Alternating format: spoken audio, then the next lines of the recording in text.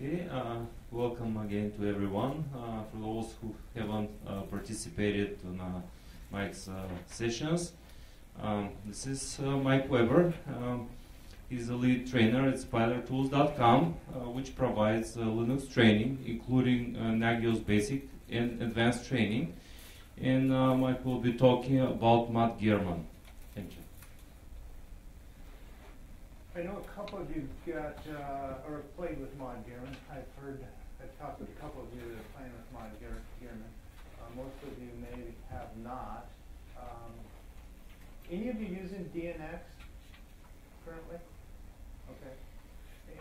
One thing I'll say off the top is if you're considering Mod Gearman or DNX, one of the decisions that could be an important aspect is if you're using Nagios XI, DNX is officially supported, so probably you want to go that direction. Just make your life easier. Not to say that Mod Gearman doesn't work with Nagios XI, but if they support it, that's something you may want to take a look at. So I'm going to give you some basics with Mod Gearman, and I think when you initially play with it, as I was telling a couple people, one of the most disturbing things is it's just too easy to set up. You set it up and you wonder, did I really do this right? Because I've not experienced all the agony that I've had with other things. And so that's the good news. And it's not that difficult to work with, so that's one good thing. So I want to talk about a couple things with Mod Gearman. Basic functionality. There are some aspects of the functionality that I don't have an example of. And so some of those things I can't show you, but we're going to look at some of the basic functionality. The documentation on the site is not fabulous, but as you work with it, you'll find that part of that is that you're assuming that you can figure some of these aspects out on your own. And then you may do some searches and find some ways to do some things that will help you. But there's not a whole lot of information out there on Mod Gearman. So that's one thing to know there. So we're going to look at how it works. We're going to look at self-load balancing. This really doesn't make sense when you talk about it. And when I'm talking about self-load balancing is you have a Nagios box and you load the server and the worker on the same box. Amazingly, it reduces the load. So it's kind of counterproductive or counterintuitive is you think, well, why would I load the server and the worker on the Nagios box? And typically you wouldn't want to do this. But it may be a way to pull you out of a situation where you need a month before you can build another box or give you an option or something. So we'll look at that a little bit. Load balancing, set up the server on your Nagios box and then put the workers all over the place and exchange that load out to those workers to cut the load on your Nagios server. And that process is pretty easy to do. One of the great things about Mod Gearman is everybody has this. You got a piece of junk sitting in your office or somewhere. There's some piece of hardware that's just sitting there in a rack. You can't throw it away. It's just sitting there. It's not doing anything. You can throw Linux on it, put a worker on it, and all of a sudden, presto, you got something happening. You can use that old stuff to help alleviate the load off of your Linux box. Of course, when you do those kinds of things, you want to think about your proximity. You don't want to have long distances between Mod Gearman server and the workers. But distributed monitoring, you can select areas that you can monitor with those different Mod Gearman can be monitored over on this network and sent it to the Nagios server so it functions as distributed. And it can be used passively. So it has a lot of options. It does have a multi-option as well. Some of you are familiar with check multi, doing multiple things at one time. That option is there as well. So those are some of the things that we want to look at here. Okay, so the basic functionality is you can have multiple servers and multiple workers. And so it really depends upon your load issues. If you can offload that to just one worker and it decreases your load enough, it's easy enough to do and easy enough to maintain, and it's no big deal. But if you wanted to use 5 workers, you can just increase those workers as you need to. And setting these things up, the config file is pretty basic, and it's a pretty quick process. Supports multiple languages. Here's kind of the way that it works. You can see that Nagios executes a service check, and then Mod Gearman intercepts that, and it goes to a queue. And so in that queue, then the worker says, well, I'm available, so I'll pick that up, execute that, send it back to the check results queue, check result list, and on and on. So it's a pretty standard way to set things up, pretty easy to manage. One thing that you want to make note of is your workers, and you want to kind of change your thinking here, is you don't need to set up, for your worker, you don't need to set up a Nagios server. You don't want that.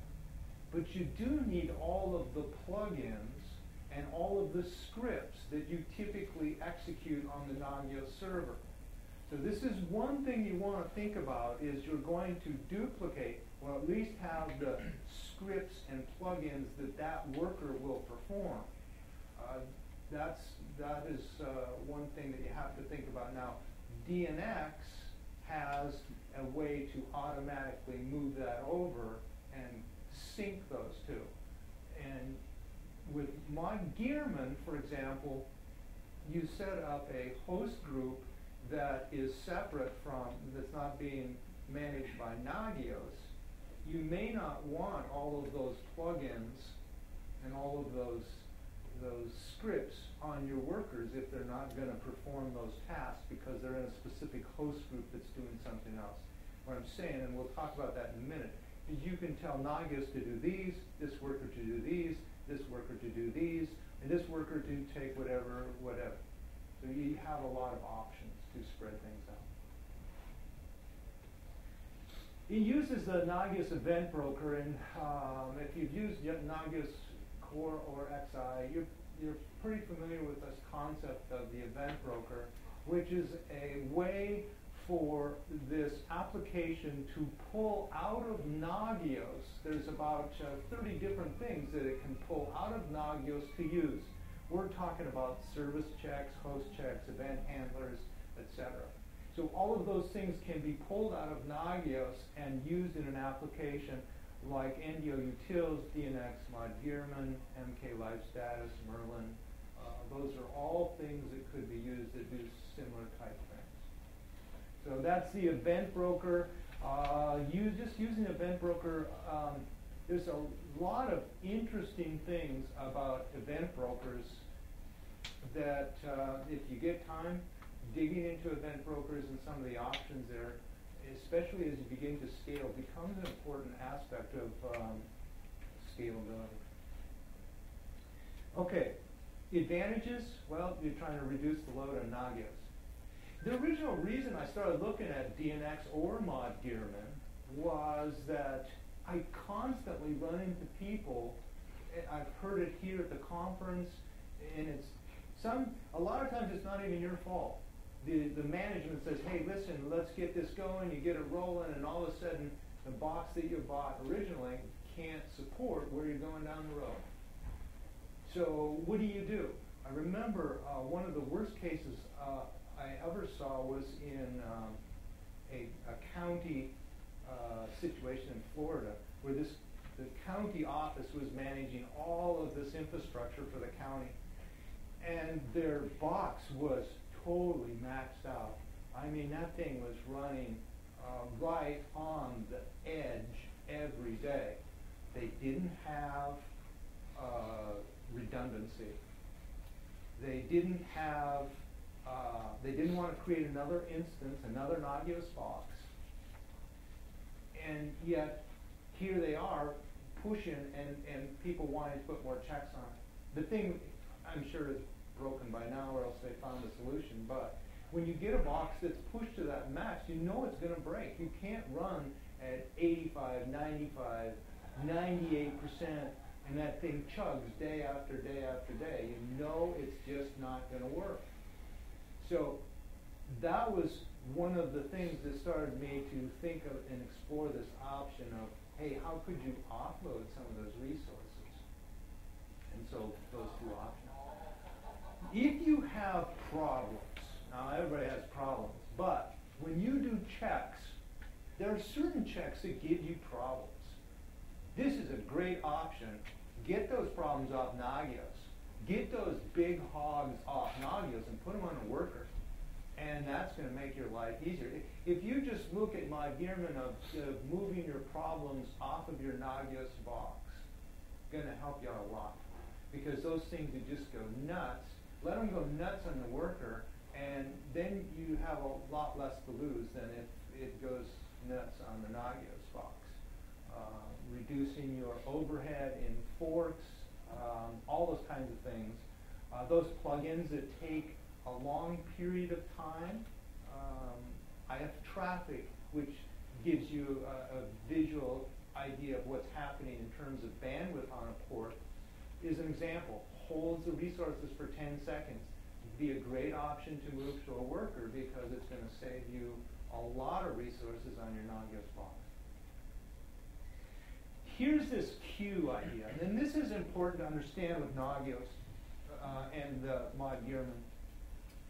You can see that you've got options that allow you to set up queues so that Nagios does this stuff. Your Nagios box, you always want it to do this stuff. And then you've got, those are your local service groups, host groups. You've got service groups and host groups that you can push these off to be like distributed monitoring. So you can have a host group, and everything in this host group is going to be then run by these workers. These workers are going to do that. Why? Well, these workers are close to that, for one thing. Or these workers are dealing with these problem machines. Or these event handlers that take so much time to really work themselves out. So you can take this load off of Nagios by putting it into these groups and then having these groups do certain things. Or you can have host and service queues that are available to all the workers. So the worker limit, I don't know, maybe some of you guys that have worked with this, if there is a limit in the number of workers that you can create, but you're going to have to be using a lot of resources to run out of workers, I would think. You're going to be able to offload a lot of stuff.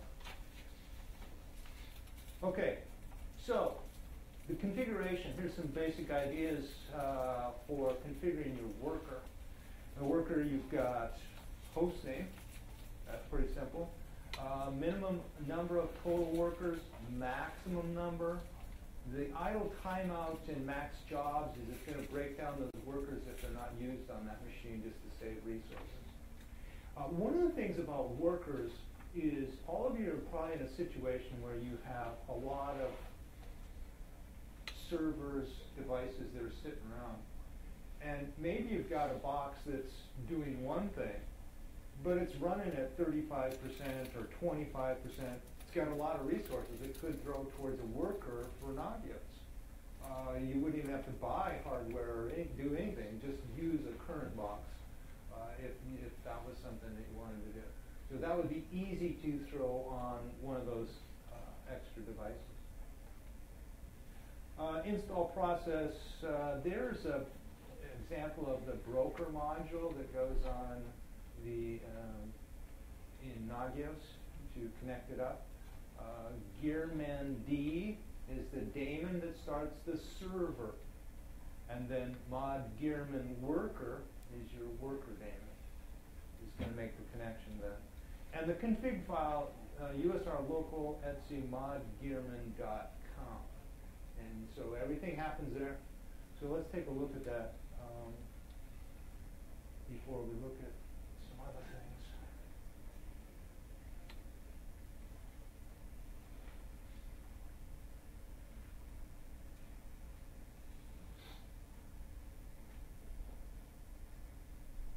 Okay, so here is the configuration file. And there's not a whole lot that you have to work with in this file. It's pretty basic. So there's my server listening on port 4730. This is TCP. DNX uses UDP. So in your decisions, if you were looking at one option or the other, that might be something you would think about too. And you can decide, am I going to do event handlers with this? Yeah. Am I going to do service? Yep. Host? And here you can see that I could set up host names and service groups, and I'll show you an example on a worker. But that's how you could break it out. When I showed you the queue, these host groups, service groups, those kinds of things, this is how you can break out who's doing what. So you can determine what workers are doing what checks for your Nagios box. One thing it does offer is encryption. DNX does not offer encryption as far as the last time I looked anyway. And then you'll set up a key or a path. Now, there is a key, Linux 23, and I'll show you an example. It's going to gripe about the fact that it should be longer. But just to show you an example. You're going to want some kind of a key there that is going to be a decent key in order to make your connection. So the encryption could be a good reason to select this option if you were comparing with DNX. So that's the server. That's it. It's kind of scary how easy that part of it is to set up. And then you've got your host group set up there. You do have the option for perf data too, and I don't have an example of that, but there are some options there. The worker config is here. So the worker config is pretty basic: minimum worker, maximum worker, idle timeout, maximum jobs. So that could be determined by the kind of machine that was doing the work, what you would do there. So that's it. There's not a whole lot of configuration. It's pretty easy. So let's look at this concept of self-balancing. And I know this one is a stretch. I recognize that. But because I've seen so many people that get themselves in a corner, this might be a temporary solution. So you're trying to deal with this domino issue, because as you do more and more checks and you start pushing your check to the next second or the next minute because your machine can't do it, these dominoes are eventually going to begin to fall. And it's going to push things further and further, and of course there's a limit to how things are going to go. So this is one option you could use to reduce the load for a temporary situation. Now, the resources, the benefit is going to be different on each machine. But on one XI machine that I tested, 37% reduction in latency. Now, take that with a grain of salt. Don't bet the farm on these numbers. I'm just saying, on this specific thing, it really did make a difference. So you've got to test this stuff out. Especially if you're using this on XI, test it out, because there's a lot more happening on XI than core. And so you want to make sure that if you're making these decisions, you are making them based on your information and your servers, your situations, because your plugins, etc., are going to be different than what I've done in the testing. There's an example of machine. This is an XI. So you can see on the left-hand side a before, and on the right-hand side an after.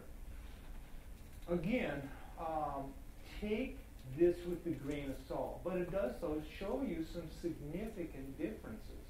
And so those differences, this may be what you need, maybe not, but at least you'll be able to take some evaluation and look at a before and an after, because that's going to be important in your evaluation. So here we're looking, and there's a couple things I wanted to show you about these processes, is we're looking at the processes here of Mod Gearman when it's running. So there's the parent process, or there's the PID, here's the parent process. One thing to notice is the resources that are being used. This, of course, is a worker, so you're looking at 1328 for RAM for the worker, and so we've got that, and here's the server. Now, the point I want to make is you can see the server's taking a lot of resources off your Nagios box. One major difference between DNX and Mod Gearman is the philosophy is opposite. DNX, the server is very light. The worker is a lot bigger load. So what I found with DNX is, especially when DNX and you've got the client is virtualized, you'll be using a lot more RAM than you initially thought, because it's going to take more resources because the worker is bigger with DNX. So the point I'm trying to make here is, once you've loaded the server on Nagios, the worker is nothing to load. So this concept of self-load balancing, hey, it's not that big a deal, because you're not adding that much more resources, and you're reducing overall resources because of the worker. So there's some big differences here just in the way that the programs are designed, and so that's what I'm just trying to say there. Questions?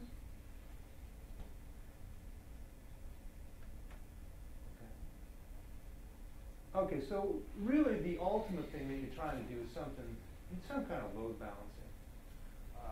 You want a slick, easy, efficient, secure, stable way to dump the load off your Nagios server.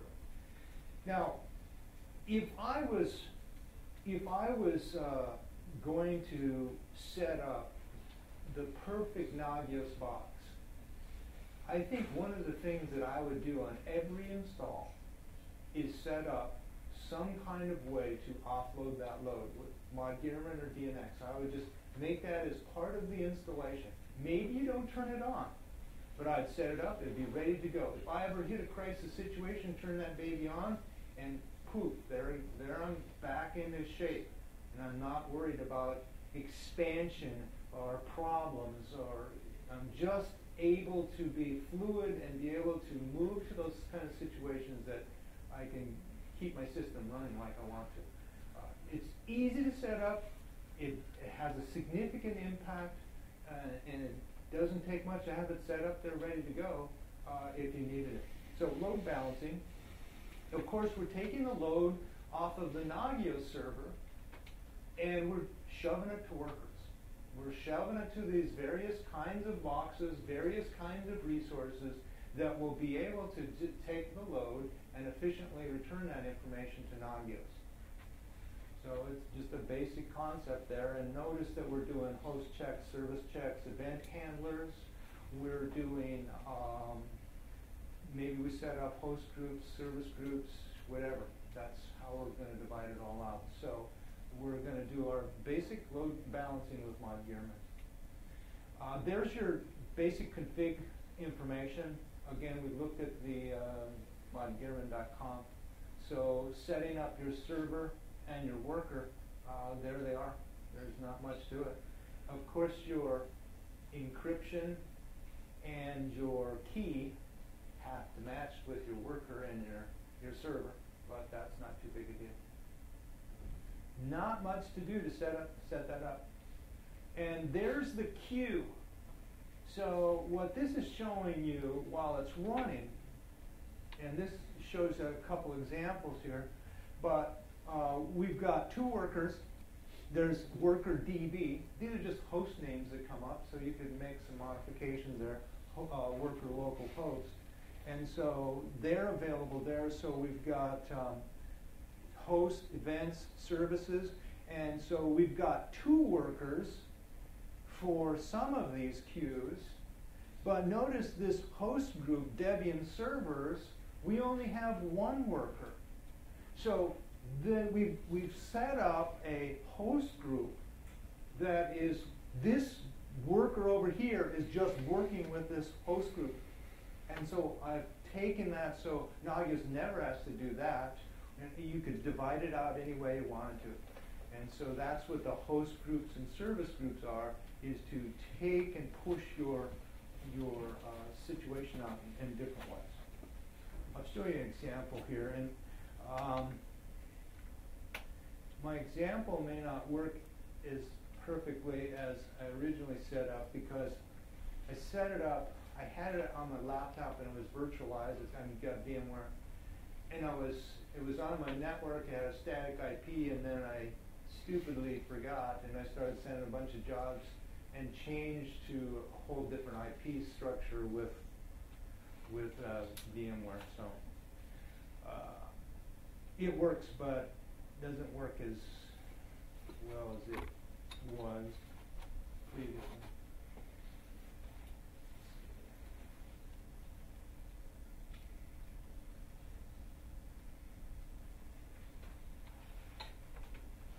So this is on my Nagios box, and basically what I'm going to show you is, with VMware, my Nagios box is virtualized, and my laptop is going to be my worker. That's basically what we're doing. So there's Gearman started, so it's up and running. So the first thing I want to do, once I do that, is I'm going to start a worker on my Nagios box.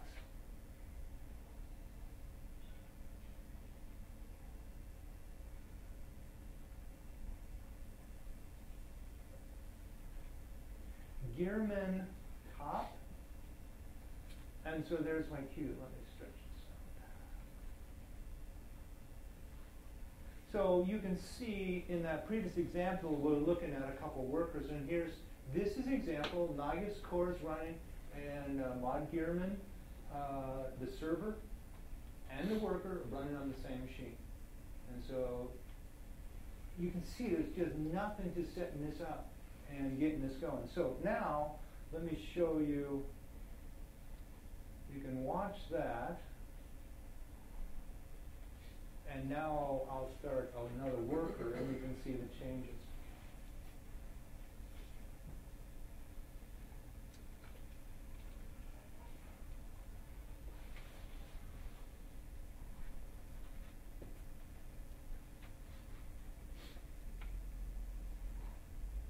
You see how it changed. All of a sudden I have a new worker, but I also, that worker is only doing this host group. So I've also divided it off, so those things, whatever's in that host group, is going to be for that worker. That's why I only have one worker available for that. So that's how easy to get it going. And you know, if you had a Linux operating system on a box, to set up a worker could take you less than 5 minutes. Sweet. That's the easy stuff to be able to do. Now, again, you don't want to get crazy and spread your workers all over the world. You're going to create all kinds of problems because of distance. So that's one thing you want to think about, is you want some proximity if speed is part of your issue. Okay. Any questions so far? Can we look at the configuration files? Which one?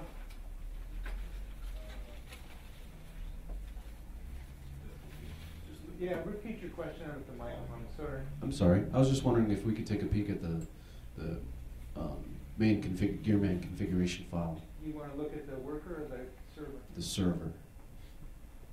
Just to look at kind of what the directives look like.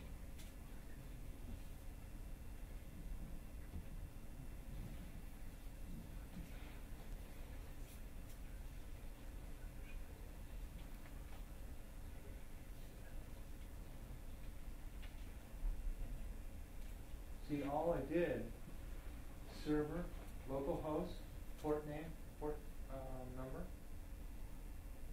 and start. That's basically all. You know, there's other decisions you can make, but that's basically basically all you have to do to get that thing running.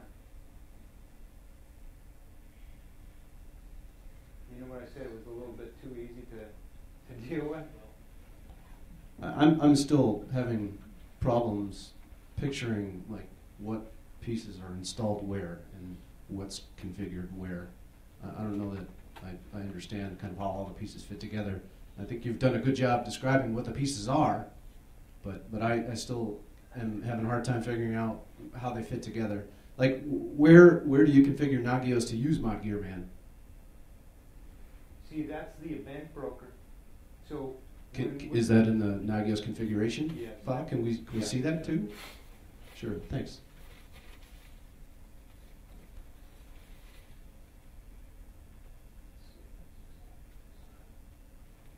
Maybe this is obvious to everybody else but me.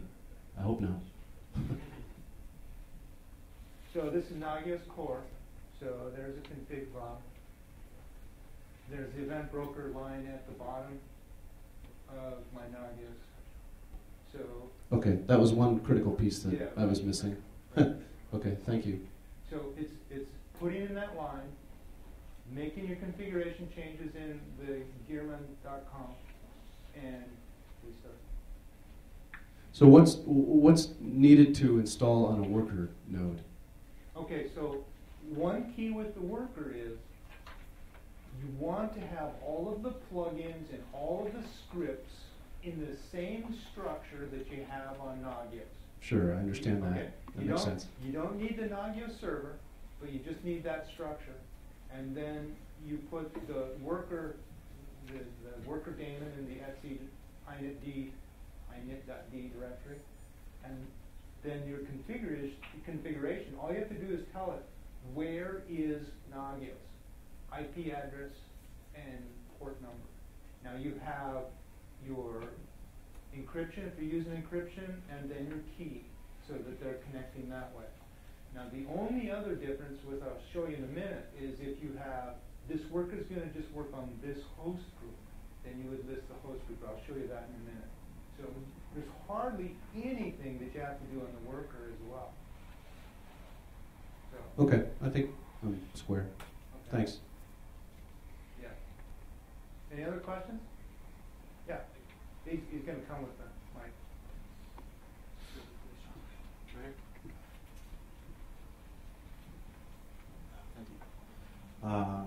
So I didn't see anywhere in the configurations on where you tell it that the plugins are. So like you move on a worker node, you install all of your plugins. How does the worker know where they are Okay. to run them? So that's where it's tying into your Nagios configuration. So your Nagios configuration, so for example, and this is a good example here, is I've got a CentOS 6 running virtualized, and it's got plugins, et cetera, but I've got a Debian box, which is my laptop, and you know if you install Debian,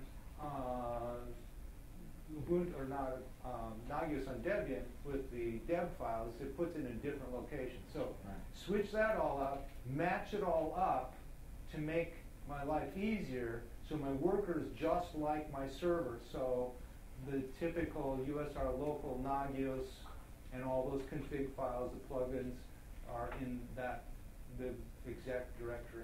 So that is the key there. Okay. Is matching that up. Anything else? Can I just follow up on that? So Mod, just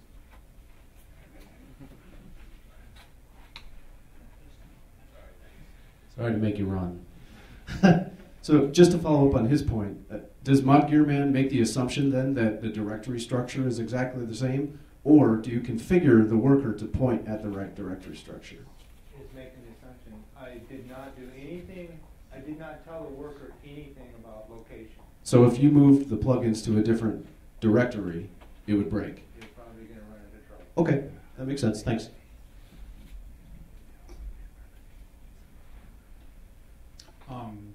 Don't know if we're getting ahead of ourselves here, but are we going to get to a point where we can, I mean, it seems like very easy to set up, but it sounds like we're going to need to plan, and we're going to have to find like the trouble spots on our current Nagios servers, like what's using the most load and offload those things first, Right. and then get to things like other geographical locations later. So I mean, is there some kind of homegrown monitoring that we can do, or is there a report in Nagios that says this host group or this check or this thing is causing all the bottlenecks on our server, and if we can offload this one thing and reduce our load by 90%, that would be awesome. Yeah, I wish I could tell you that there was an easy way to do that, but typically that in your experience as the Nagios administrator, you're going to run into those issues, and you can look back in your history and say, okay, but you could run scripts on your Nagios the box to see where the load is, for example. This is a great way to take off the worst plugins in terms of load and put them somewhere else. Or particular issues that you think back in history that have stopped for some reason or another. So the answer, is there any magic bullet on that? No, not typically. So just to follow up on the pathing issues, the reasoning that you can't define the root of where it's going to run plugins is that it actually uses the command line that comes out of the Nagios server. So whatever that built command line is for whatever service, that's what actually gets passed directly to the worker. So anything that you put in there is what's literally going to be run on the worker. So it's not necessarily that the pathing's the same between the two, it's just whatever you have configured in Nagios is what's going to be run on the worker. Yeah, that makes sense. Good point. Is it also possible to distribute like notifications?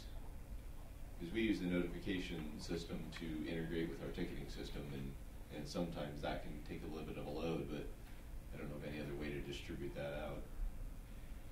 That's a good question, and I can't answer that because I haven't specifically done that. Have you done it? I don't think it can be off the top of my head. Yeah, there's a couple of guys here that have a lot bigger systems that have been playing with Mod Gearman.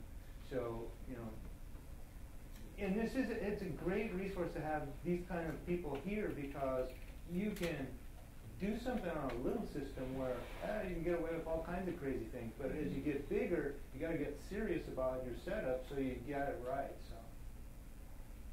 So I can't answer your question. I don't know. All right, thanks.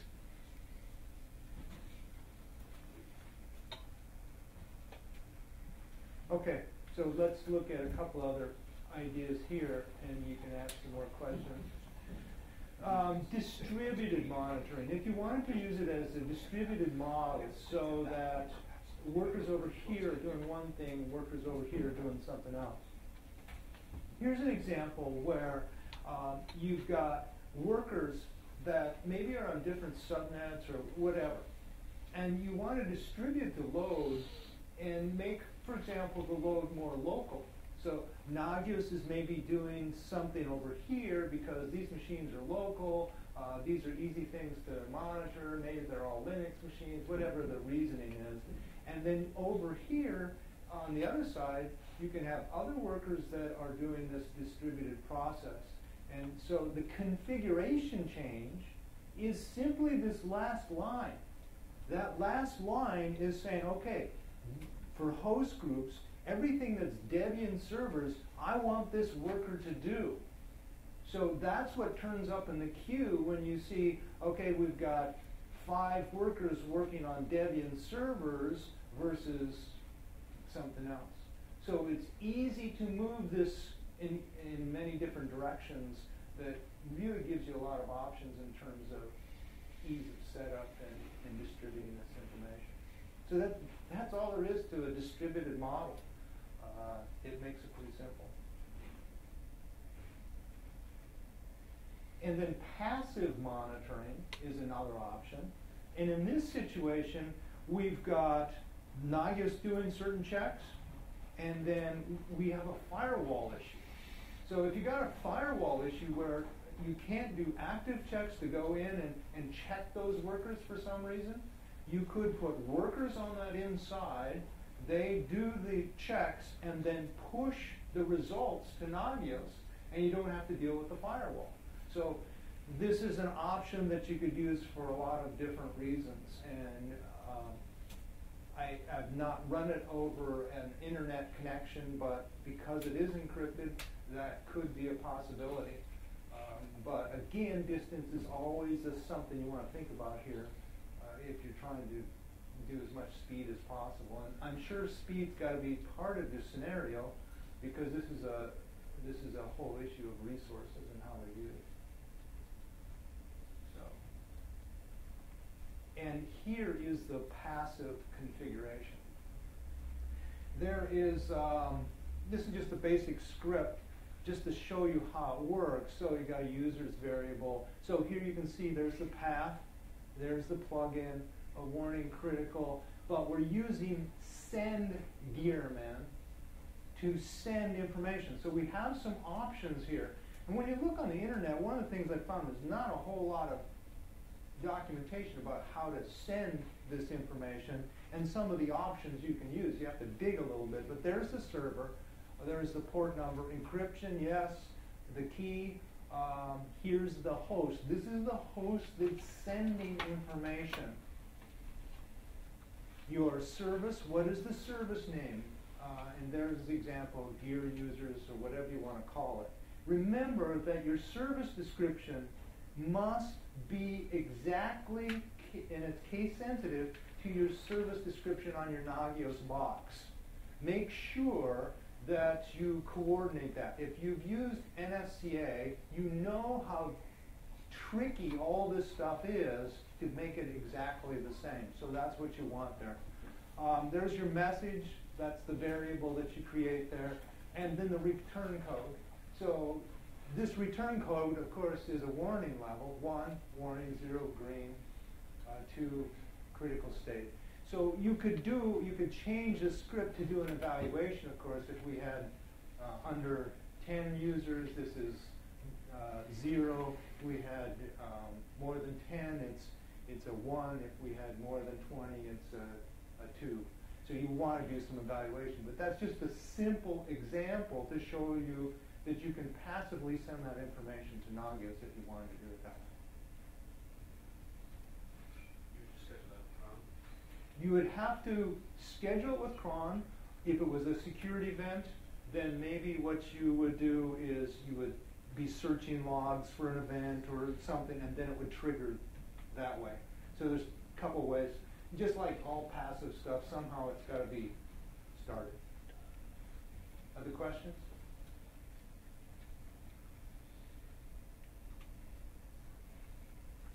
And that's what it looks like. Pretty simple stuff. One thing that you would want to possibly do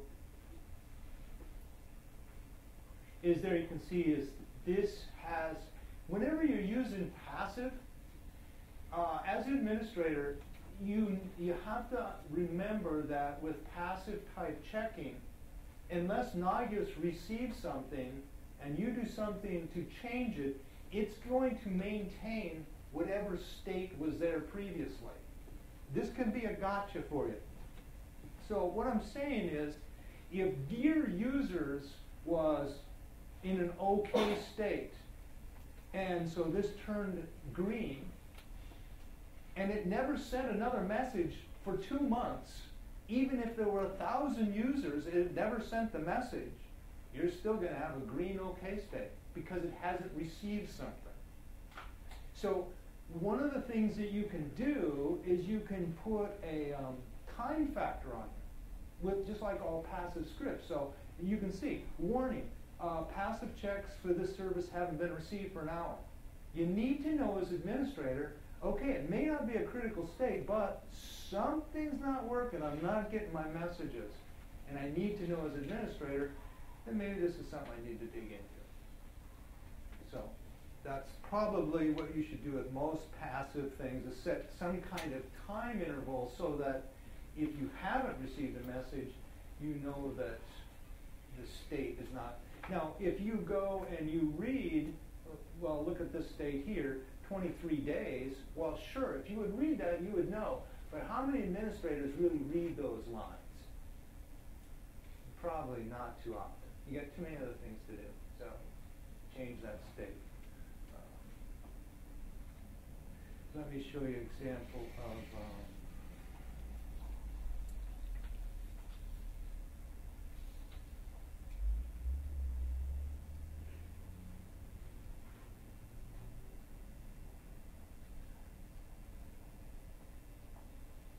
I'll show you an example of that state.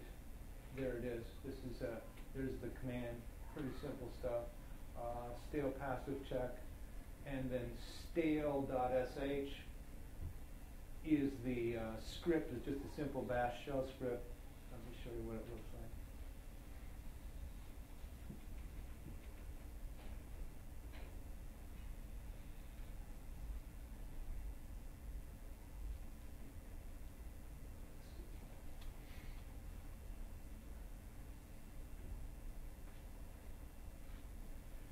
Let's see.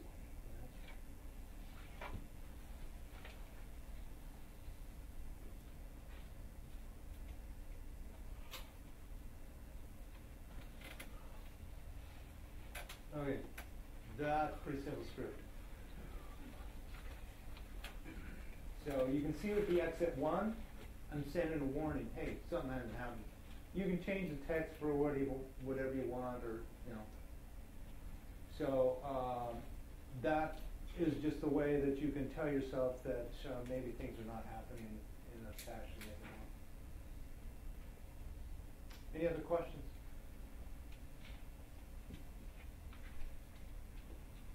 Now I know you guys have both been experimenting with Mod Gearman. What kind of advice would you give these guys on that? You know, in terms, what do you see that's positive for a big environment, and what are some of the liabilities that you see?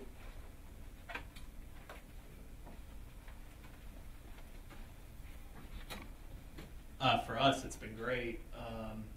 We had tried DNX, but it had some limitations in terms of working well with multiple security zones. So,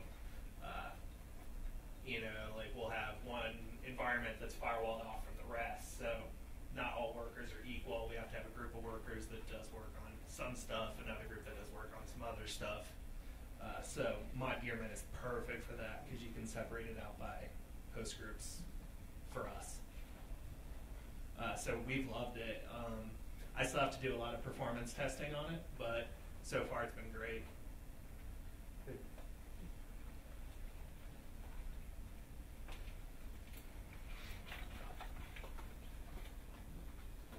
I know you said that it's best to have the workers be near to the Nagios itself, but in some instances, say you have sites across a VPN, would it make more sense to have the worker local to where the servers are and then have it report back to Nagios across the VPN? There's a number of variables there that you want to look at, but you're going to want to test that because depending on your VPN, it could really be a gotcha for you. There's a number of ways you can handle it. And, you know, if across on the other side of the VPN, if you had a lot of stuff, maybe you just want to set up a whole Nagios server. Okay. I mean, you could easily do that and set up workers there, and then do the whole distributed model with Nagios to send that over to a central Nagios server. It just kind of depends upon the scale, but distance is always against you when you're trying to do things quickly, and so that is one concern. This Mod Gearman is TCP instead of DNX is UDP. So again, distance may be, if it's distance that you're looking at, Mod Gearman is going to be a better option.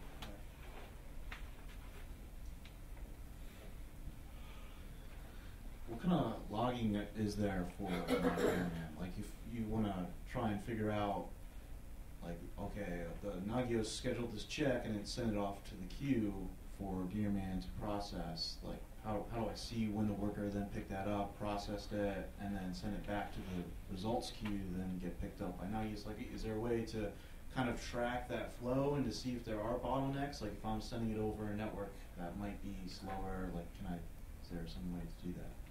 I haven't done a lot of work with the logging, so there are different levels of logs that you can create. You saw on the modgearman.conf, you could do debug, you can do some things there.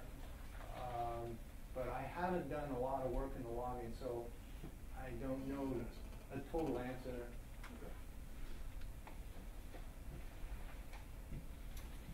So we're supposed to be wrapping up. Probably we can take one more question. And Okay, thank you. okay, thank you, Mike.